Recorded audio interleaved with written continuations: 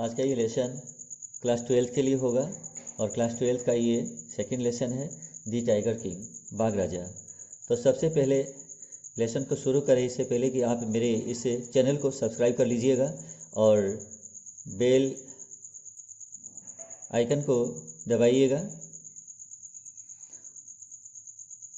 और अधिक से अधिक मेरे इस वीडियो को शेयर कीजिएगा। आइए शुरू करते हैं। What is the general attitude of human being? मनुष्य प्राणी का यानी इंसानों का सामान्य दृष्टिकोण क्या है? जनरल मीनिंग क्या होता है? सामान्य। एटीट्यूड का अर्थ है दृष्टिकोण। इंसान का सामान्य दृष्टिकोण क्या है?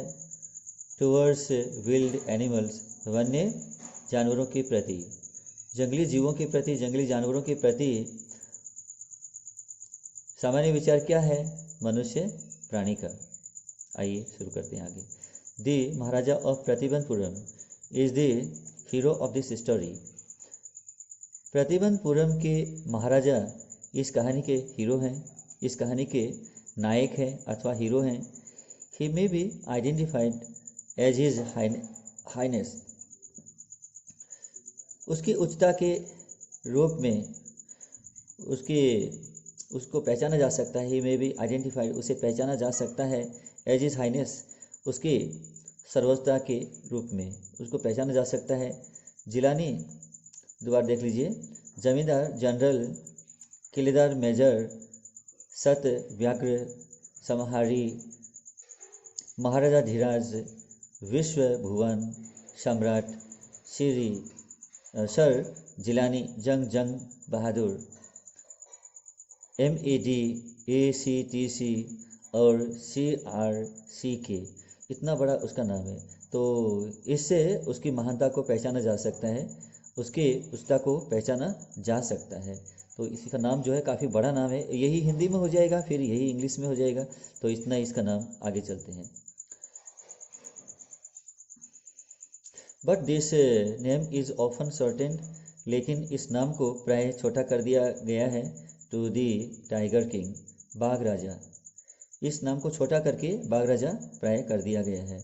I have come forward to tell you, मैं यहाँ आपको बताने के लिए आगे आया हूँ। आई हैव कम फॉरवर्ड, मैं आगे आया हूँ, टू टेल यू, आपको बताने के लिए, मैं आपको यह बताने के लिए आगे आया हूँ कि why he came to be known as tiger king, कि उसे बाघ राजा के रूप में क्यों जाना गया था। आई हैव नो इंटेंशन, मेरा कोई इरादा नहीं है। इंटेंशन का मतलब क्या होता है? इरादा। I have no intention of pretending to advance only to end in a strategic withdrawal. मेरा यह इरादा नहीं है कि बहाना करके, अग्रिम रूप से बहाना करके मैं निर्णयपूर्वक पीछे हट जाऊं। Even the threat of a Stuka bomber will not throw me off track, यहाँ तक कि स्टूका बम वर्षक जो विमान है उसकी धमकी भी मुझे अपने मार्ग से नहीं हटा पाएगी। The Stuka if it likes, यदि स्टूका बम वर्षक विमान चाहे तो, can beat a hasty retreat from my story, अगर वो चाहे तो मेरी कहानी से ही जल्दी से वो पीछे हट सकता है, पीछे वो हट सकता है। राइट एट द स्टार्ट, ठीक शुरू से ही। इट इज़ इम्परेटिव, इम्परेटिव का अर्थ है जरूरी यानी अत्यावश्यक। It is imperative to disclose, disclose का अर्थ है प्रकट करना, बताना, यानी कि जिसे कहते हैं उजागर करना, ठीक है। तो it is imperative to disclose a matter of vital importance about the tiger king, बाघ राजा के बारे में एक बहुत ही महत्वपूर्ण मामला है जिसे उजागर करना अत्यावश्यक है। एवरीवन, हर व्यक्ति, हु रीड्स ऑफ हिम, जो भी, अब हर व्यक्ति जो भी उसके बारे में पढ़ता है, will experience the natural desire, उसकी ये स्वाभाविक रूप से अनुभव करने की, वह स्वाभाविक रूप से ये अनुभव करेगा कि to meet a man of his indomitable courage, कि वह एक अदम्य साहस वाले व्यक्ति के साथ मिले, फेस टू फेस, वो भी आमने सामने, यानी कि आमने सामने होकर मिले। तो उसकी भी एक स्वाभाविक इच्छा होगी कि वह एक अदम्य साहस वाले व्यक्ति से आमने सामने होकर के मिले।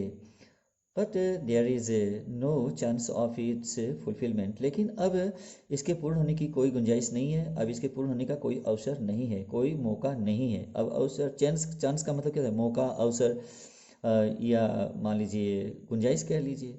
तो अब इसकी पूर्ण होने की, अब फुलफिलमेंट का मतलब क्या होता है? पूर्ण होना, पूर्ण करना या पूर्ण होना। तो इसके पूर्ण होने का अब कोई भी जो है अवसर नहीं है। As Bharat said to Ram, जैसा कि भरत ने राम से कहा था अबाउट, जैसा कि भरत ने राम से कहा था about about about Dashrath, Dashrath के बारे में, यानी कि दशरथ कौन थे? भगवान राम के पिता थे। तो जैसा कि भरत ने भगवान राम से जो है दशरथ के बारे में कहा था, या क्या कहा था? कि वो अब इस दुनिया में नहीं रहे, ये बात कही थी ना। क्योंकि जब राम अयोध्या को छोड़कर चले गए थे, तो पीछे से भरत गया था उसके पास में।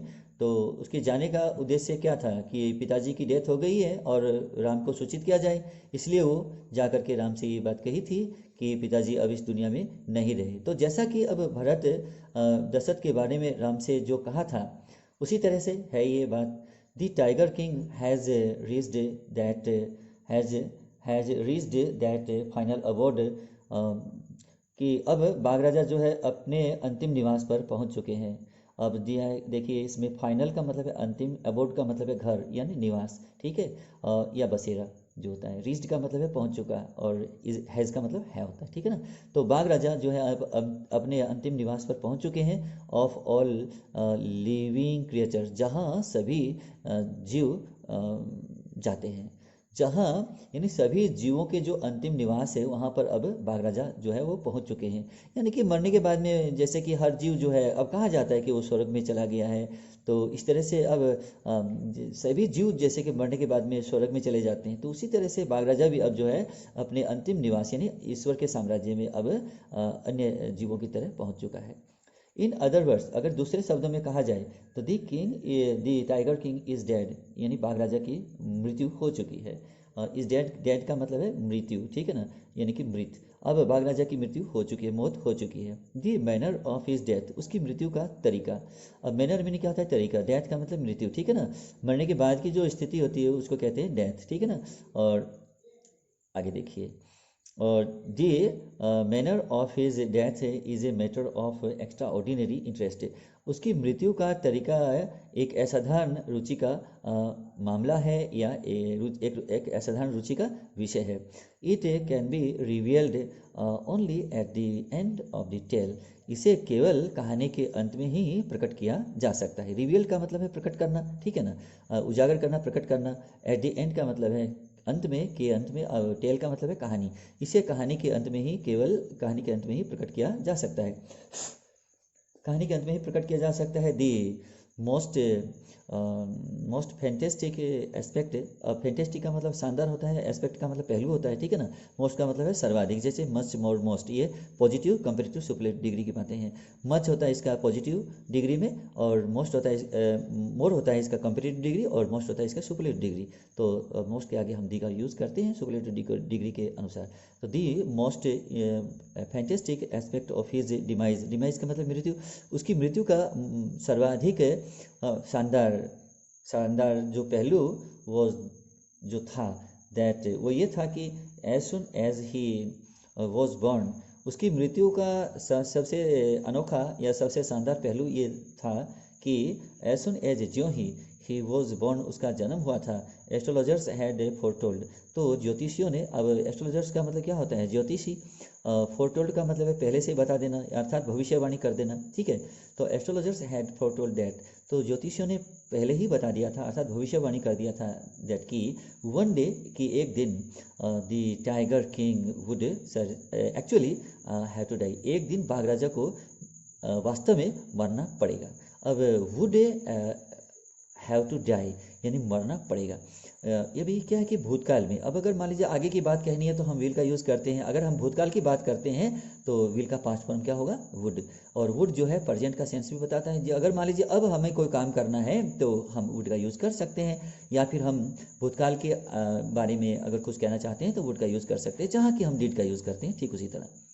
तो देखिए आगे, one day the tiger king would actually have to die, एक दिन वास्तव में बाघ राजा को मरना पड़ेगा। The child will grow up, बच्चा जो है वो बड़ा होगा, ग्रो अप का अर्थ है बड़ा होना। The child will grow up to become the warrior of warriors, बालक जो है वो अब चाइल्ड क्या चीज़ है, बालक या बालिका, ठीक है ना, इसमें ये दोनों ही है। ये एक जो है कॉमन जेंडर है। ये कॉमन जेंडर का मतलब होता है कि उभयलिंग, अर्थात वो पुल्लिंग में भी हो सकता है तो स्त्रीलिंग में भी हो सकता है, ठीक है ना, या दोनों ही हो सकता है, ठीक है ऐसा। तो इसमें जैसे कि अब चाइल्ड है, चाइल्ड का पता नहीं चलेगा, ये न तो ये पुल्लिंग में है न ये स्त्रीलिंग में है, तो इसको क्या कहा जाएगा, ये कौन से जेंडर में आता है, ये आता है कॉमन जेंडर में, ठीक है ना। तो बालक या बालिका इसका अर्थ होता है, लेकिन हम यहाँ बाघ राजा के अनुसार चल रहे हैं कहानी में, तो ये बालक है, ठीक है, इसका अर्थ बालक रहेगा। The child will grow up to become the warrior of warriors, बालक बड़ा होकर के योद्धाओं का योद्धा बनेगा। अब वेरियर में क्या था, योद्धा, ठीक है ना, तो योद्धाओं का योद्धा, द वेरियर ऑफ वेरियर्स यानी योद्धाओं का योद्धा बनेगा, यानी बड़ा होकर के बालक जो है वो योद्धाओं का योद्धा बनेगा। हीरो ऑफ हीरोज, हीरो का हीरो बनेगा, अर्थात नायकों का नायक बनेगा। चैंपियन ऑफ चैंपियंस, विजेताओं का विजेता बनेगा। अब चैंपियन में क्या होता है, विजेता, चैंपियन ऑफ चैंपियंस, विजेताओं का विजेता बनेगा। बट लेकिन दे बीट डियर लिप्स, लेकिन ज्योतिषी जो थे वो अपने होठों को काटने लगे। एंड स्वालोड हार्ड, वो मुश्किल से ही वो थूक को गटके, थूक को निकला, मान लीजिए। वैन कंपेल्ड, जब विवश किया गया, मजबूर किया गया, कंपेल का मतलब विवश करना, मजबूर करना, जैसे फोर्स करना किसी को, फोर्स्ड, जैसे वैन फोर्स्ड जब मजबूर किया गया, वैन कंपेल्ड जब मजबूर किया गया, किसको, टू कंटिन्यू, बात को जारी रखने के लिए, जब उन्हें बात को जारी रखने के लिए मजबूर किया गया, उन्हें बाध्य किया गया, मान लीजिए। The astrologers came out with it, तो ज्योतिषियों ने सच को बाहर निकाला। दिस इज ए सीक्रेट, ये एक रहस्य है, which should not be revealed at all, जिसे बिल्कुल भी, एट ऑल का मतलब है बिल्कुल भी, रिवील्ड का अर्थ है प्रकट किया जाना, ठीक है, टू बी रिवील्ड यानी प्रकट किया जाना। ये एक ऐसा रहस्य है, दिस इज ए सीक्रेट, ये एक ऐसा रहस्य है, which should not be revealed at all, जिसे बिल्कुल भी प्रकट नहीं किया जाना चाहिए। एंड यट, लेकिन फिर भी, यट का मतलब है तो भी या फिर भी, and yet we are forced, फिर भी हमें मजबूर किया जाता है, फिर भी हमें जो है बाध्य किया जा रहा है, टू स्पीक आउट, कि हम बोलें, बोलकर बताएं। दी child born under this star, कि ये बालक जो है इस नक्षत्र में जो पैदा हुआ है, जन्म हुआ है, will one day have to meet its death, उसे एक दिन मरना अवश्य ही पड़ेगा। वन डे का मतलब एक दिन, एक दिन उसको, अब जैसे कि meet its death, meet its death का मतलब है मृत्यु से मिलना, तो मृत्यु से मिलेगा तो क्या होगी, मौत होगी ना, तो इसी को कहते हैं मरना, ठीक है। तो अब देखिए आगे, the child born under this star, star का मतलब है तारा यानी कि नक्षत्र, ठीक है ना, सितारा कहिए या नक्षत्र कहिए, इस नक्षत्र के अंतर्गत जन्मा हुआ बालक will one day have to meets it death, अवश्य ही एक दिन उसको मरना ही पड़ेगा। एट दैट वेरी मोमेंट, ठीक उसी क्षण, ठीक उसी समय, ए ग्रेट मिराकल, एक बहुत बड़ा चमत्कार, मिराकल का मतलब है चमत्कार, टुक प्लेस यानी हुआ, टुक प्लेस कह दीजिए या फिर मान लीजिए क्या कहें इसे, हैपन कह दीजिए, ए ग्रेट मिराकल हैपन कह दीजिए, ठीक है ना।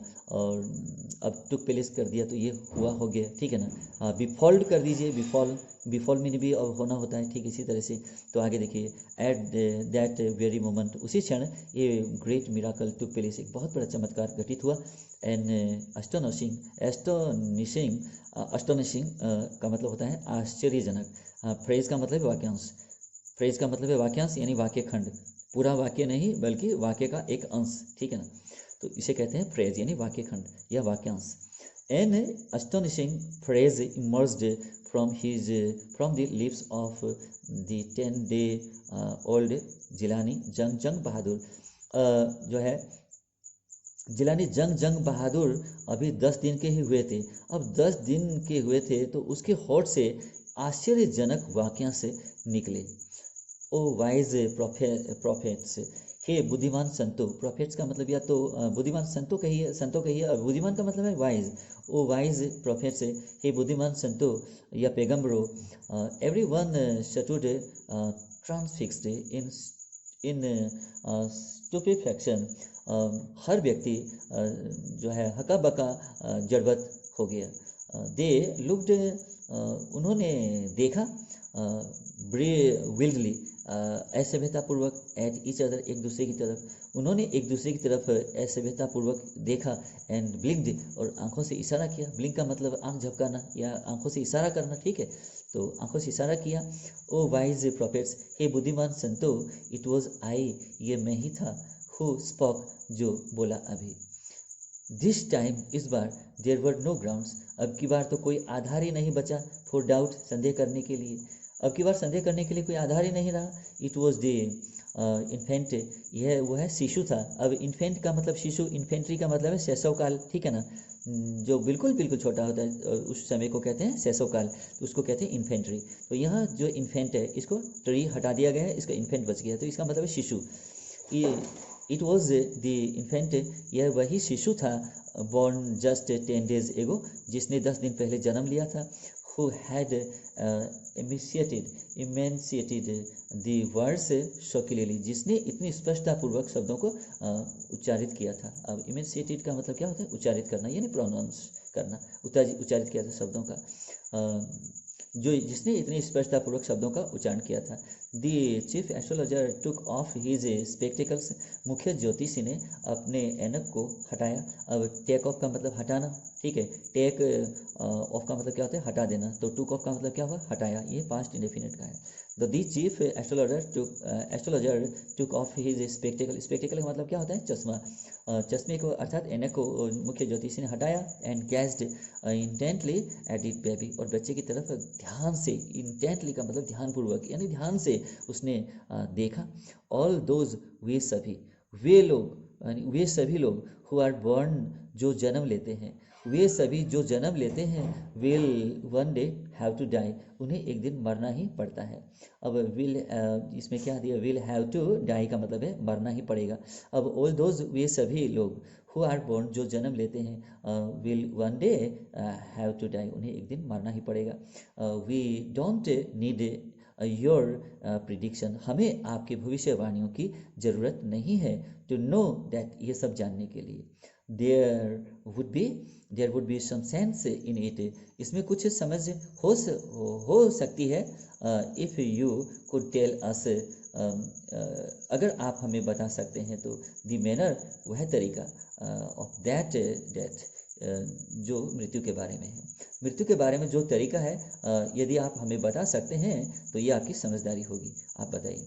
तो दी रॉयल इन्फेंट, शाही शिशु, यानी कि बादशाहों का जो होता है ना उसको कहते हैं शाही, उसको कहते हैं रॉयल। रॉयल का मतलब राज परिवार भी होता है, ठीक है ना, रॉयल्टी होता है वैसे तो, रॉयल का मतलब शाही होता है, ठीक है ना, बादशाही।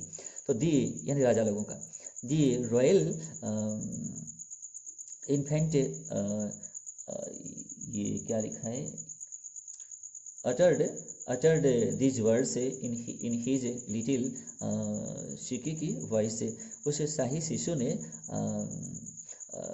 अपने मंद मंद गति से चोंचों की आवाज़ में इन शब्दों को प्रकट किया, यानी बाहर निकाला। The chief astrologer placed his finger on his nose, मुख्य ज्योतिष ने क्या किया? अपनी नाक के ऊपर जो है उंगली को रख लिया। प्लेस्ड का मतलब रख लिया, फिंगर का मतलब उंगली, और कहाँ रख लिया? ऑन हिज नोज, अपने नाक के ऊपर उंगली को रख लिया।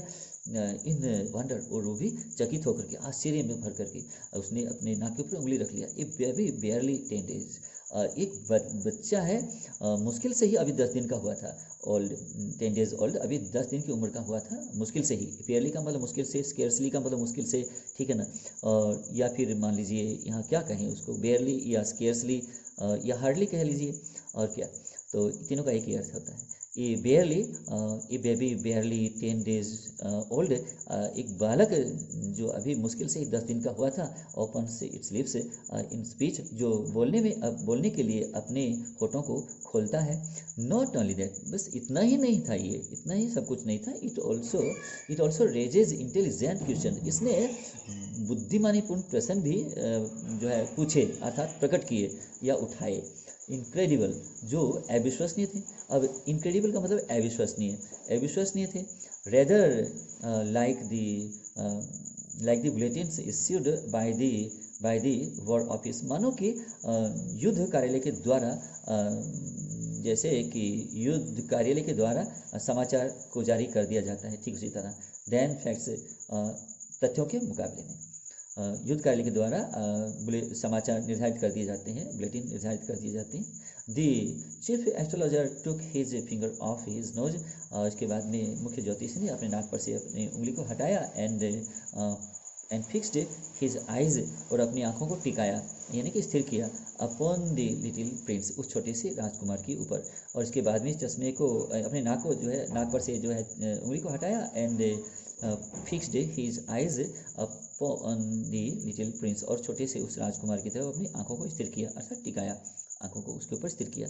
The Prince was born in the hour of the bull, अब राजकुमार का जन्म है वो वृषभ काल में हुआ था। अब बुल का मतलब क्या होता है? बेल, यानी बेल क्या होता है? वृषभ होता है, वृषभ यानी बेल होता है, और बेल को कहते हैं बुल अंग्रेजी में, ठीक है ना। तो अब आगे चलते हैं। द प्रिंस वॉज बॉर्न, जो राजकुमार का जन्म हुआ था, in the hour of the bull, वृषभ काल में जन्म हुआ था। अब यहाँ आवर का मतलब घंटा नहीं है, यहाँ आवर का मतलब है काल, यानी वृषभ काल में उसका जन्म हुआ था। The bull and the tiger are enemies, इस तरह से वृषभ और बाघ दोनों की शत्रुता होती है, दोनों एक दूसरे के दुश्मन होते हैं। देयरफॉर इसीलिए death comes from the tiger, इसीलिए मृत्यु जो है वो बाघ की तरफ से ही होनी है, अर्थात बाघ की तरफ से ही होगी। ही एक्सप्लेन्ड, ज्योतिष ने स्पष्ट करते हुए कहा, ज्योतिष ने स्पष्ट करते हुए कहा। अब जो आगे थोड़ा सा अगले पेज पर पहुंचते हैं, ये थोड़ा सा और साफ कर लेते हैं इसको, जी बिल्कुल।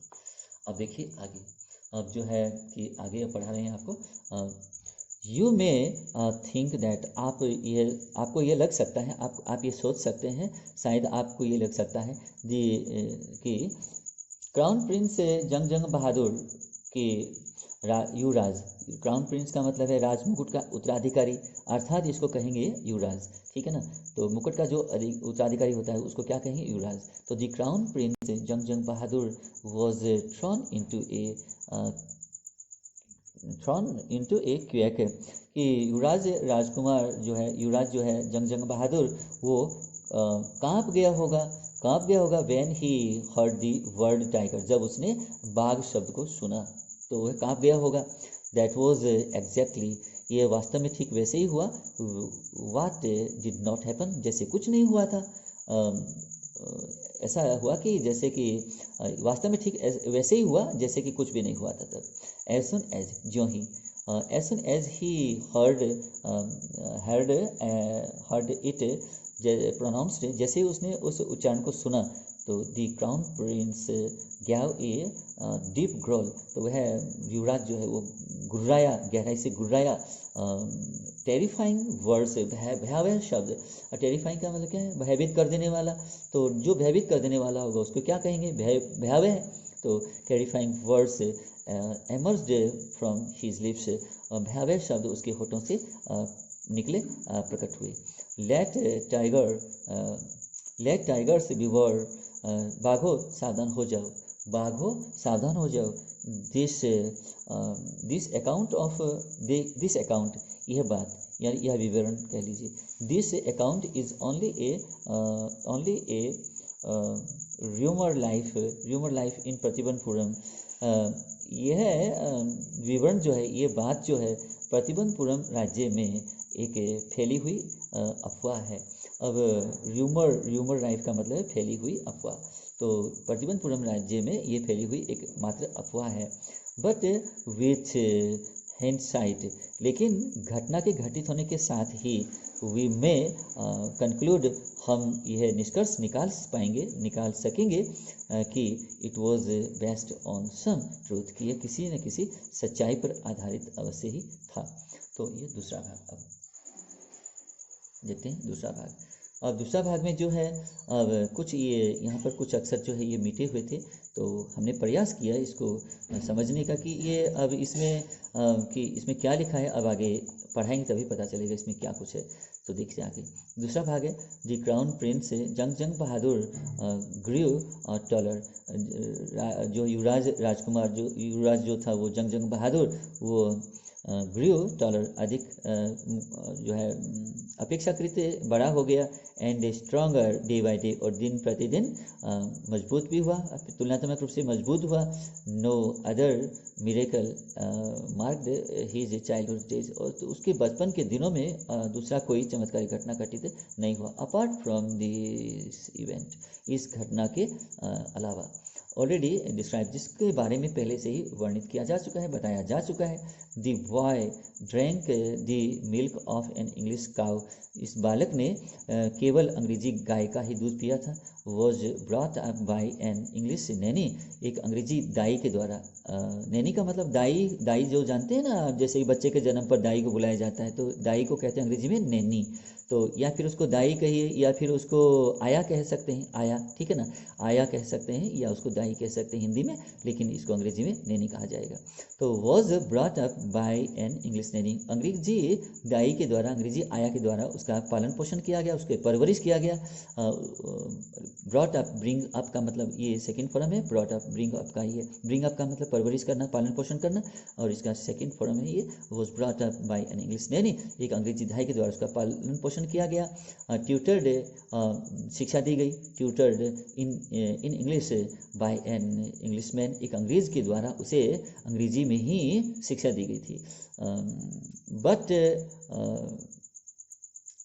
दोबारा देख लीजिए, सा नथिंग, उसने कुछ भी नहीं देखा था, बट इंग्लिश फिल्म से, अंग्रेजी फिल्मों को, अंग्रेजी फिल्मों के सिवाय उसने कुछ भी नहीं देखा था। Exactly as the crown princes of all the other Indian states did, जैसे कि भारतीय अन्य राज्यों के जो युवराज किया करते थे, वास्तव में ठीक उसी तरह से इसको भी जो है इसने भी किया था। When he came of age, when he came of age in 20, जब वह 20 साल का हुआ, द स्टेट, जब वह 20 साल का हुआ तो the state, when the state when had been with the court of wars, राज्य का जो कार्यभार है तब तक संरक्षकों के हाथ में था। until then, और इसके बाद came into his hands, इसके बाद में राज्य का जो कार्यभार है उसके हाथों में आ गया था, यानी कि जंग बहादुर के हाथों में आ गया था। बट एवरीवन, लेकिन हर व्यक्ति, इन द किंगडम, जो साम्राज्य में था, रिमेंबर्ड द एस्ट्रोलॉजर्स प्रिडिक्शन, उसे उस ज्योतिषी की भविष्यवाणी अच्छी तरह से उसको याद था, प्रत्येक व्यक्ति को याद था साम्राज्य की। मैंने continued to discuss the matter, बहुत से लोग ऐसे थे जो इस मामले में चर्चा क्या करते रहते थे। Slowly it came to the maharaja's ear, धीरे धीरे यह बात जो है महाराजा के कानों तक पहुंची, अर्थात जंग बहादुर के कानों तक पहुंची ये बात, ठीक है ना, किसी भी प्रकार से। There were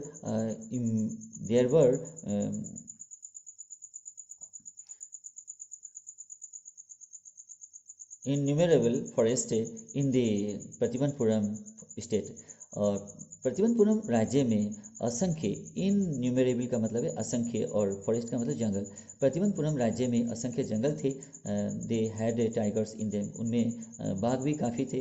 the Maharaja new the old saying, महाराजा को वह पुरानी कहावत, सेइंग का मतलब क्या है, कहावत, ओल्ड का मतलब पुरानी, वह पुरानी कहावत महाराजा को याद थी, जानते थे। न्यू दी ओल्ड सेइंग, पुरानी कहावत को जानते थे। यू में किल इवन ए काउ, कि आप एक गाय को भी जो है मार सकते हैं, हत्या कर सकते, मार सकते हैं, इन सेल्फ डिफेंस, अपनी सुरक्षा में, अपनी आत्मरक्षा में। सेल्फ डिफेंस का मतलब क्या होता है, आत्मरक्षा, यानी अपनी आत्मरक्षा अगर आप करना चाहते हैं तो यहाँ तक कि अगर गाय अगर आप पर हावी हो जाती है तो भी उसको भी जो है उसका भी सामना उसको करना पड़ सकता है, अर्थात कुछ मारना पड़ सकता है, और क्या। तो आगे देखिए, देयर कुड अब देखिए इसमें क्या है कि अंग्रेजी लेसन है ये, ठीक है ना, तो इसमें हमारी जो है संस्कृति के अनुसार ये लाइन बोलनी बिल्कुल ही एक अच्छी नहीं होती है, लेकिन क्या करें, अब लेसन में पढ़ना तो पड़ता ही है, पढ़ाना ही पड़ता है आपको, ठीक है ना। तो इसमें लिखा है कुछ ऐसा ही, तो पढ़ के आपको बताया गया है, और लेकिन ये बात शोभा नहीं देती इतनी। तो आगे देखते हैं, there could certainly be no objection to killing tigers in self defense। तो फिर आत्मरक्षा में किसी बाघ को मारने में कोई आपत्ति निश्चित रूप से नहीं हो सकती है। तो आपत्ति का मतलब होता है ऑब्जेक्शन, यानी कोई विरोध नहीं, आपत्ति, ठीक है ना, ऐतराज कह सकते हैं इसको। तो एक आत्मरक्षा में किसी बाघ को मारने में कोई ऐतराज निश्चित रूप से नहीं हो सकती है। The Maharaja started out on a tiger Hunt.